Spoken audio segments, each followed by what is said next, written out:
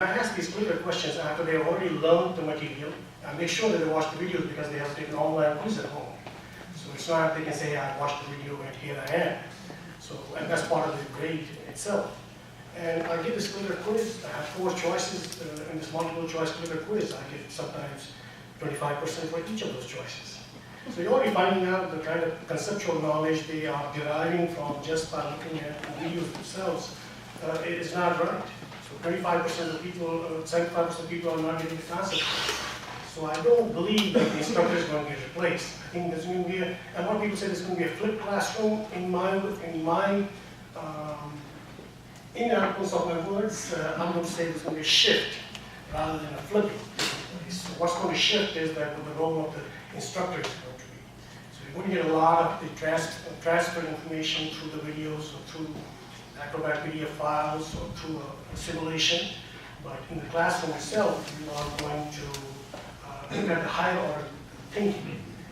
And that's why it's called a flipped classroom, that you are not doing the higher order thinking at home, but you're doing it in the classroom itself. How is the challenge there? I have 85 students in my class. I had a rough time trying to do that higher order thinking, making them think higher order in the classroom itself. So it's going to work in very small class sizes. So that's an opportunity to see that if we're going to have these flipped classrooms and give them a much richer experience to the students, we do have to think about class sizes. Lois. Yeah, I have some concerns for the classroom of the future. I was having this conversation with my son, and he was saying that he thought perhaps in the future the premium educational experience will be face-to-face. And so that was such an interesting comment from him. And it made me think about access to education. It made me think about the privilege of educational experience. So I have some concerns about that. As far as envisioning the future, I can tell you what I hope for the future. And that's better. It's more comfortable with that. I would hope in the future that we continue to reach back into the past and reach towards whatever that future is, and make it relevant to our students, engage their imaginations.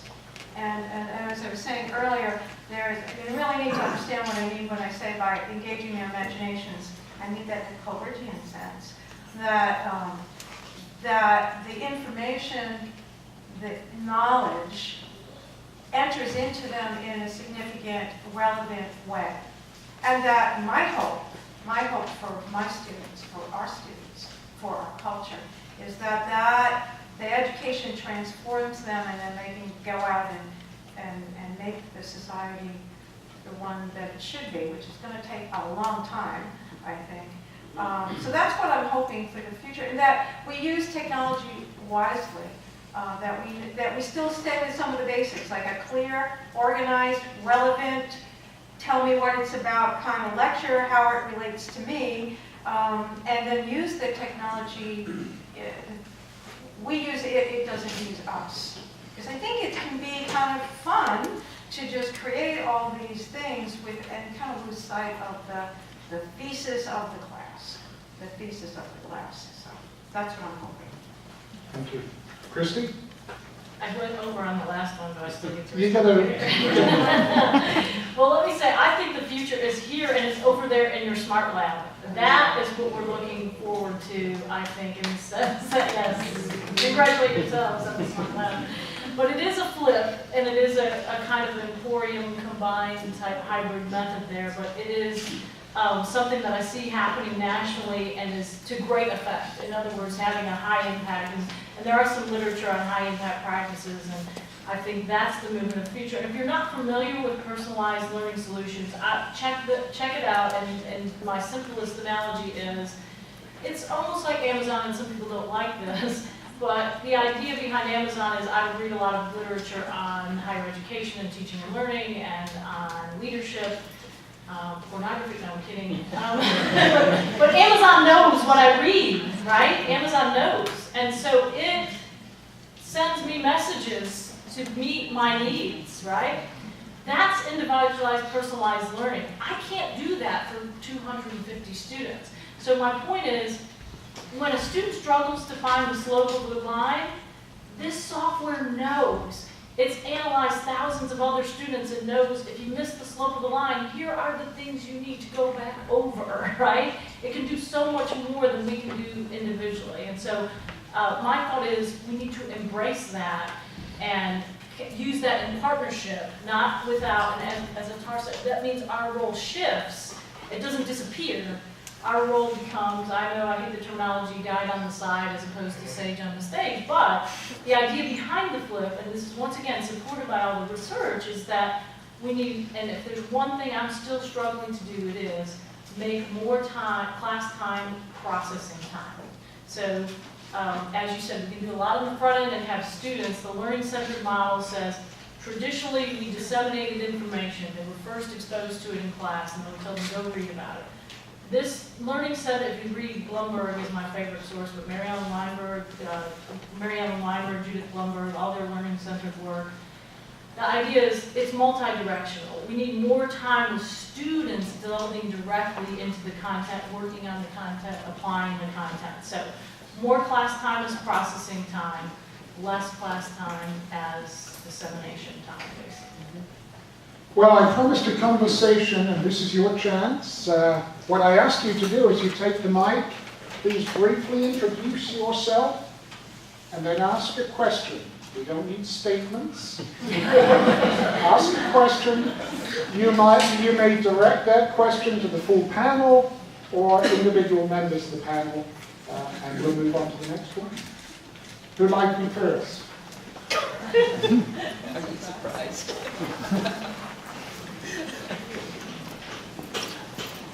Hi there. My name is Joan K. Welling. I'm a professor in the College of Education and Secondary English Education.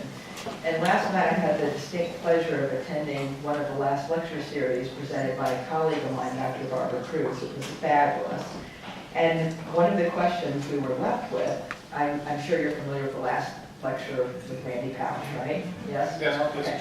So at any rate, one of the questions we were left with was what would be the one message that you would give if you had to give the last lecture? What would the topic be? Obviously, for me, it would be poetry. The poetry and humanities teaches us why we're human. And that would be, if I had anything to say, it would be that. And the poetry is for, that's not the commercial, which it is, but it's for everyone. It's not from out there. It's here, and it's part of what makes us as a people, who we are. So that's what I would say. That would be my message. Lois would like to know that while Dr. Cagle was attending the last lecture last night, we had Jory Graham across campus meeting with Pulitzer Prize winner and celebrated poet, meeting with a large group of other faculty, students, and members from the community. The arts, poetry are incredibly important to this aspect of our community. It is, yes. Would anyone else like to Well, I think, I think if you're asking content-wise, I mean, I do research that I think is going to give the world access to safe drinking water, and I can talk about chemistry, but if I had one lecture to give, it'd be about teaching science, and it'd be about the passion for teaching and how to get that, and even the chemistry of passion. And there is some chemistry, there is some science to passion and different biomolecules that are released at different times. There's one study recently in Scientific American where they subjected different types of people to a crying baby. I don't know if you are familiar with this study. And they found that musicians, classic trained musicians, had a more severe emotional response to these children and to the crying. And my colleagues over in the Global Hearing and Speech Center would appreciate, they hooked these people up, and there's a biomechanical reason for why people respond this way, or why people were passionate about this crying baby. Was it something that the musicians did during their training, they evolved, or is it just that that type of person tends to become a musician? Either way, there are a release of chemicals. There is a biomechanical substance to passion. So I'd somehow probably combine chemistry and passion for teaching, but the take-home message would be showing people how to be passionate about what you do. As I said, I'm a teacher by good fortune, and I want to share how other people can feel that way as well. Okay, I have a question. I'm Phil Moga, I'm a biologist. I teach anatomy, which is quite challenging sometimes. Sure. What is the single, this is for all the panel members, the single most important thing to be an effective teacher you have found? Is it empathy? What is it? The single one most important thing? I have two, so I don't know if you'll be ready for two. Well, the two which I've been talking about, I talked to most of my colleagues also about that, is to make an emotional connection with the student. And that does take one-on-one time. Students are not going to open up to you just because you're talking to them. You have to create a trust between the students, and then they will tell you something that they don't even tell the parents. So that's doesn't. The second one is to have high expectations of the students. To have high expectations of the students. You might be thinking. Some people might think that if you lower your expectations, students are going to like you because then they're doing less work. But time and again, I've seen that whenever I have lowered my expectations for one reason or the other, they have not really felt comfortable about it. I'm gonna make this real quick because I've already spoken about it. I believe it is that passion that you can have, and as I mentioned before, actually convincing the students that you care about their success in this course and beyond. Not just saying it, not just actually doing it, but convincing them that you do. That connection, I agree with what you said, that connection, that welcoming nature, I think has gone a long way in my teaching. Piggybacking on what everyone said, I would say respect. Respect for the discipline and respect for the students. And as I tell my students, my grading reflects the fact that I respect your intelligence. You know, and so, you know, that's hard to argue with, I think, other than And that leads into mine, and it is care about students and their learning. But I do think once they know that you care, they'll receive that feedback in a completely different way. And that I think is one of the big problems that we have is that if we give feedback from a place where they don't feel like we truly care about them and their learning, then they reject it, and we're not successful anyway. So we might as well figure out a way to show them that we do care about them and their learning, and they're very receptive to any feedback that we give. Hi, my name is Phil Bishop. Also, you spoke earlier about the shift towards massive open online courses and some of their limitations. And specifically, one of the things I would like to ask the panel about is there are some skills that we cannot transmit. And one of those, I think, is kind of a fuzzy word, but leadership. And I was just wondering, what role do you think leadership has in the profession of teaching? Is that yours? Yes, you. I think I'll say something. Philip, you talk Well, to me. into yourself. Well, I think leadership, I don't think I can teach leadership to my students per se, because I'm an engineering professor, so I have to figure out how to do it myself first. But what I try to emphasize in the students is that many times what happens is that when a student comes to my class, says, "No, Dr. Carl, I'm spending about 3 hours on this thing, and my colleague is spending only 1 hour on this thing. He makes a higher grade than what I have made." And I think what happens is that many times we have these bright students in our classrooms, and what happens is that they get labeled bright, and they are now reluctant to accept that they make mistakes. They're reluctant to say that, hey, I spent double the time than you did to learn the same thing. And what I'm trying to tell you is that if you put in that deliberate practice into whatever you are learning, I think you're automatically going to become a leader because people will follow you. Yeah, can I add, I love that this ties into a previous question about the future of education, because I agree. I don't think you can transmit leadership. I do think you can model it and develop it. So it's the process of developing skills, and leadership is a skill. So it means we need to put students in learning environments where they actually have the opportunities to develop those skills. In the traditional classroom that I experienced as an undergrad, I didn't get that opportunity. I'm hoping that future classrooms, the classrooms that people in this room and myself are creating, that we are giving students opportunities to actually develop those skills. When I first started teaching, people ask what I do. My grandmother asked me what I do, but she assumes all chemists just get stains out of the carpet. And she was always asking for my advice, and I never knew. Take the stain on the carpet? I could not take the stain. I probably couldn't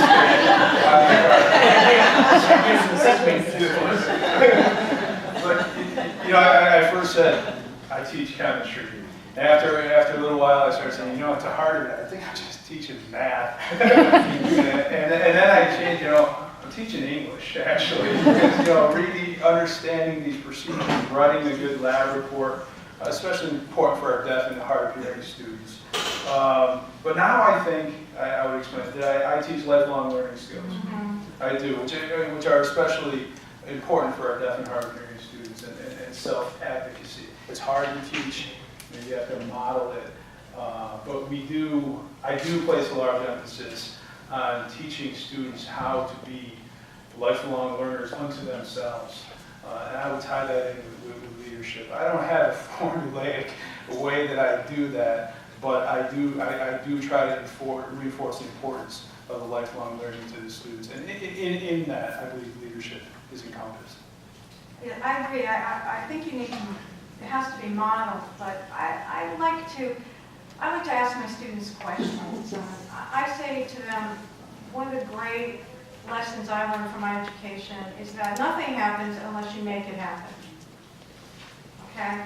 So I asked them, what will you make happen this semester? How will you affect the culture of this campus? How will you, and I try to present them in very concrete ways, opportunities. And I say to them, look, it's not like you should do this, it's that you could do this. You know? How will you make something new happen on campus? What will be your contribution, not only to your educational career, but to making this campus, you know, as wonderful as it is? And when you start asking those kinds of questions and then follow up with very specific things, like I might say, as I've said to one of my students, well, where do you want to go with this honors program? If you want to, we have a scholarship that we only give to 2 students, and it's a big process where they will go on and get a full ride to the university. So it's a really big deal when they leave us. But they have to demonstrate leadership, scholarship, etc. So I said to her this semester, what are some of the things that you will do? What were some of the creative, innovative things? And I said, I don't want to see, you know, the Christmas angel thing. I want to see something bigger, and how will it relate to what you want to do? She wants to be a child advocate when, you know, we're in social work. So those are some of the, I think, asking those questions and then presenting very, very concrete opportunities, I think, is at least one way of putting it in context. I don't know if you teach it, but you can ask the question.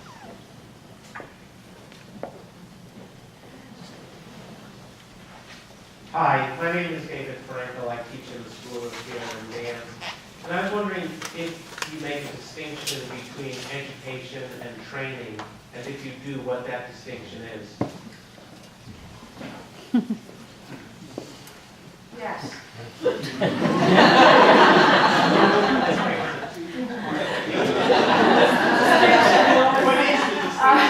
Distinction. No, I'm getting there. I'll talk about my creative writers, you know, the artists. I say that you must learn your craft. All right, you must learn your craft, and that your education is broader than that. Okay, to be a truly educated human being requires more than just simply coming to the class you know, taking notes or whatever, and then going back to your car, you know. And I asked them again the question, what does it mean to be an educated human being? You know, and why is that a value? So again, to play off what Todd said before about lifelong skills, I think that, to me, that's the broader issue about education. But education, especially with the creative parts, with creative writing, there's a whole bunch of things that they need to do in order to be the artist they want to be, as you well know. You know. In fact, I was saying, one of the things I wish that I had in graduate school was a course that taught me how to deal with this kind of stuff. But we're not that. I think to me, training stops at the first two levels, which is can you recall knowledge and can you apply knowledge? I think education starts when you are able to say, when do I need to apply that knowledge and why am I applying that knowledge? That's my short answer. Okay. Yeah, it's similar. I think I do separate the two. Maybe, you know, Mr. Senator, I categorically deny any good answer to this question. But you know, I do kind of envision the chemistry that I'm teaching my students. Many of my students do go on to a career right after my program. I do kind of label that as training. I'm training them how to use instrumentation. I'm training them how to interpret data, and it's going to directly help their employment. But I think the education comes in on, you know, what I just spoke about, the lifelong learning skills. I see that as education. I can give them the technical knowledge as part of training, and the lifelong learning as part of education. Mr. Senator, I have no good answer to this question. Do I have to answer? I think everything's so I can go. Hi. As a doctoral granting institution, USF is involved in preparing the future faculty. What are some of your ideas about how we can prepare graduate students to become effective teachers and also help us as part of the student success movement and efforts that we have here at the university?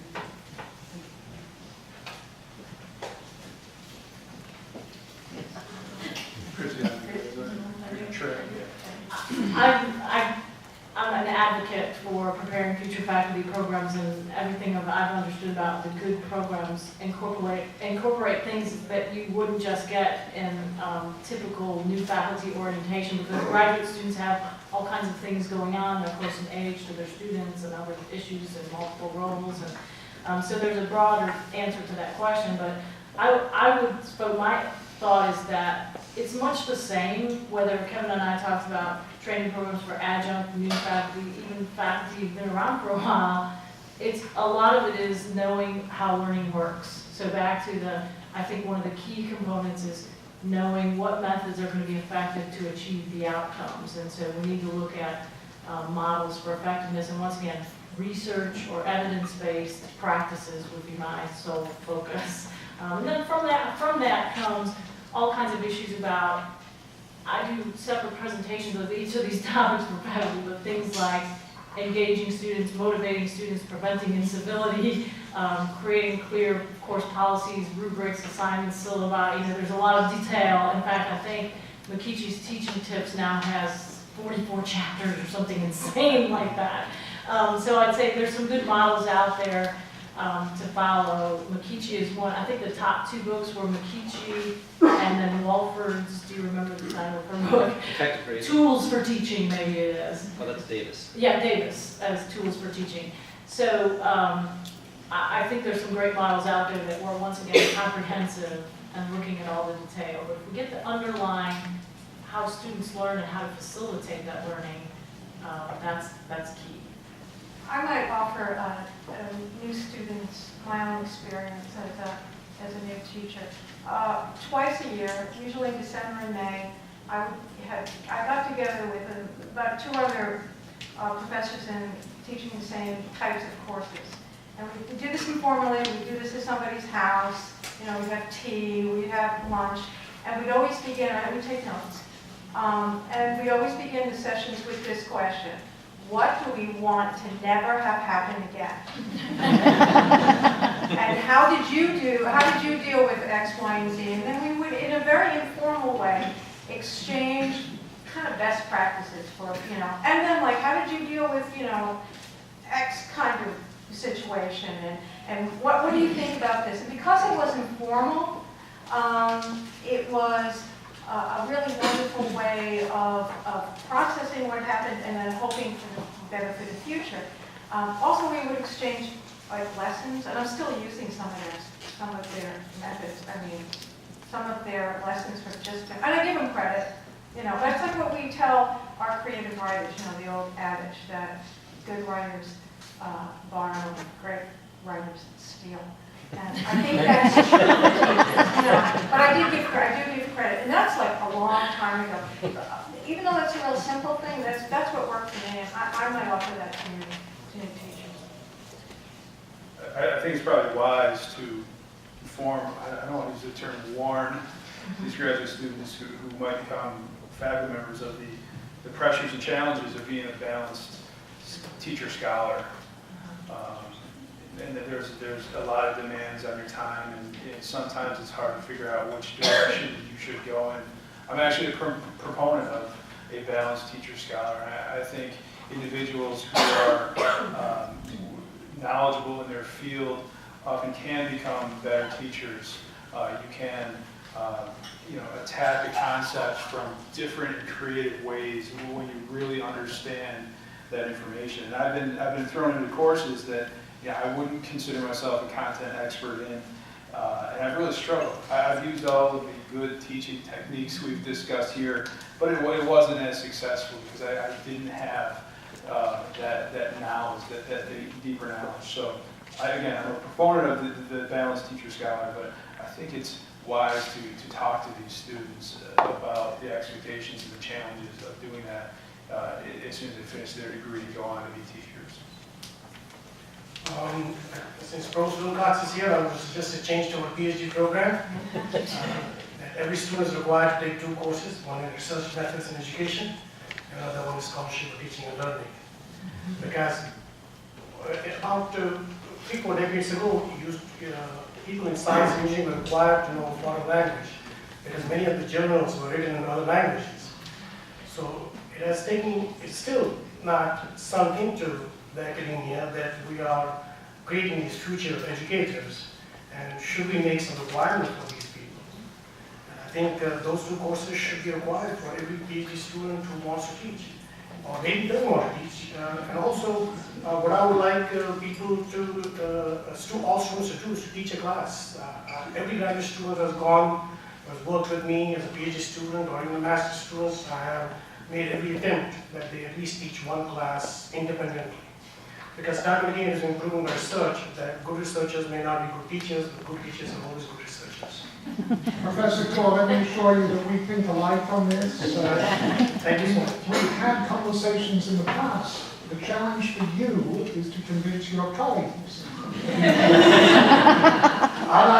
I can give you this assurance that our graduate school, under the leadership of Karen and Antley, are both providing support services for active PhD students or doctoral students at the university. So we provide the support at this moment in time.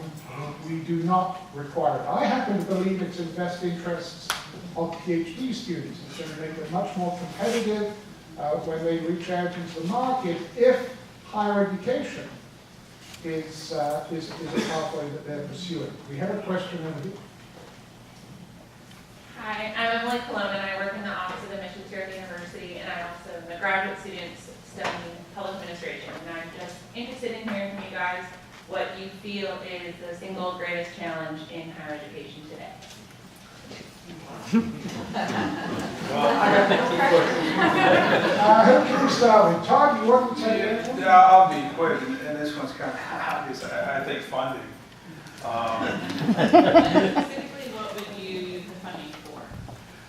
Well, I mean, you need the funding to run your university. I guess I'm referring to when the funding is reduced you know, how do you have all your services? How do you put up a nice interactive tutoring center that you have? How do you do some of the things that USF is doing so well and leading by example? You know, my institution is federally funded, and we are dealing with congressional sequestration right now. It's a tough time for people. The economy is tough, and when there is less funding, it's harder to support a lot of these ancillary or important services that you can provide for students. So that may be too obvious of an answer, but it's certainly on my mind right now. You know, we're working with our administration and trying to figure out, you know, how we can teach the best that we can in this tough economical climate. I think the biggest challenge to higher education is access for low-income students. Time and again, it has been shown that when you have low-income students, we tend to think that they're not bright. I'll give you statistics. 34% of our brightest students do come from the upper income quartile. Our still 17% of the brightest students, as defined by the regular standards of SAT scores and GPAs and things like that, do come from the lowest income quartile. At the same time, we only have 1 out of 25 students attending our 146 selected universities. So you're very much seeing that not only is the access not there, but also they're not getting a quality education to begin with. So I think having access to the low-income students is extremely important for the equality in the society which we so desire to take place.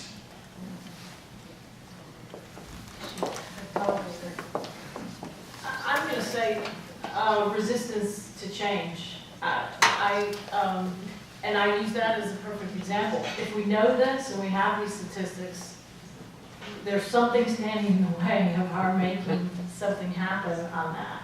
I just heard your provost say, I mean, almost everyone nodded their head that this is something we think graduate students should do, but either we don't, maybe they have the funding, it may go back to that, or, in my experience when I visit campuses, it's often just, there are these pockets of resistance, basically.